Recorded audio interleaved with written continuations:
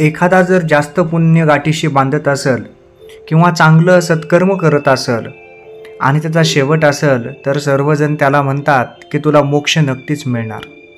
मोक्ष म्हणजे काय तर ह्या सर्व प्रपंचाच्या फेऱ्यामधून मुक्तता मिळणे, या सर्व त्रासामधून मुक्तता मिळणे आणि त्या परमेश्वराशी एकरूपता येणे. आपल्यातलं जे अंतर्मन असतं हे त्याचीच साक्ष देत असतं. म्हणजे आपल्यातला आत्मा नंद आणि ह्या पृथ्वीवरचा परमानंद याचं मिलन जेव्हा होतं तेव्हाच आपण त्याला मोक्ष मिळाला असं म्हणू शकतो. संत सेना महाराज देखील त्यांच्या अभंगामधून अशाच प्रकारे मोक्ष म्हणजे काय किंवा मोक्षाचं महत्त्व कशा प्रकारे आहे आणि मोक्षापेक्षा अजून काही मोठं आहे का तर याविषयी अभंगामधून रचना करतात. संत सेना महाराज म्हणतात, मोक्ष आणि मुक्ती हे तो तुम्हासी आवडती, एका नामा वाचून काही नसे आवडी आम्हा पाही. तुम्ही करावा जतन तुमचा आहे ठेवा राखून, सेना म्हणे देई भेटी कृपावंता जगत जेती. म्हणजेच काय तर मोक्ष आणि मुक्ती हे तो तुम्हासी आवडती, म्हणजे मोक्ष असेल किंवा मुक्ती असेल हे तर तेव्हा तुम्हालाच आवडतात. हे दोन्हीही गोष्टी तुमच्या आवडीच्या आहेत, त्यासाठी अथक परिश्रम करावे लागतात, चांगुलपणाने वागावं लागतं, प्रामाणिकपणा सचोटी जपावी लागते, इतरांचं भलं करावं लागतं, नामस्मरण करावं लागतं आणि नामजाप केल्यानंतरच ह्या गोष्टी मिळतात. एका नामा वाचून काही नसे आवडी आम्हा पाही. परंतु आम्हाला मात्र एका नावा वाचून दुसरं काहीच आवडत नाही, कारण याच नामामध्ये सर्वस्व सामावलेलं आहे आणि तेच नाव आम्हाला आवडतं.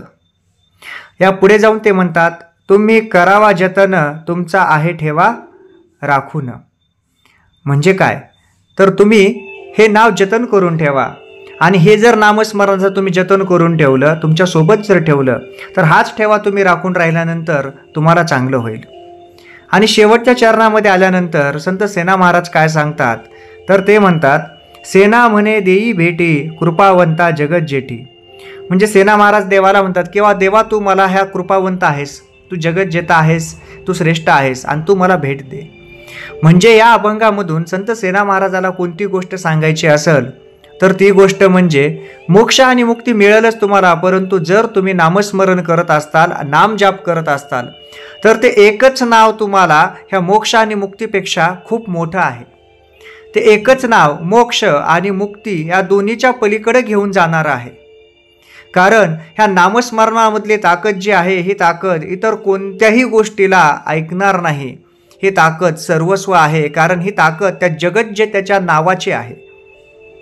म्हणूनच सेना महाराजांचं म्हणणं आहे की मोक्ष आणि मुक्तीपेक्षा जर काही पाहिजे असेल तर नाम जाप करा, नामस्मरण करा, हे नाव तुम्हाला सर्वच गोष्टी मिळवून देईल. मोक्ष आणि मुक्ती तर ही तर खूपच जवळची गोष्ट झाली. अनेक गोष्टी तुम्हाला मिळतील, मानसिक समाधान, शांती, प्रेम, सद्भावना, सर्व गोष्टी, मानसिक आधार भेटेल, तुम्हाला डिप्रेशनमधून बाहेर काढेल, खचण्यापासून वाचवल, संकटाचा सामना करण्याची शक्ती देईल, स्वतःसोबत राहण्याची कला शिकवल, आलेल्या अडचणीवर मात कशी करावी याची शिकवण देईल आणि हे सर्व जग प्रेमळ आहे याची जाणीव प्रत्येक वेळेला करून देईल.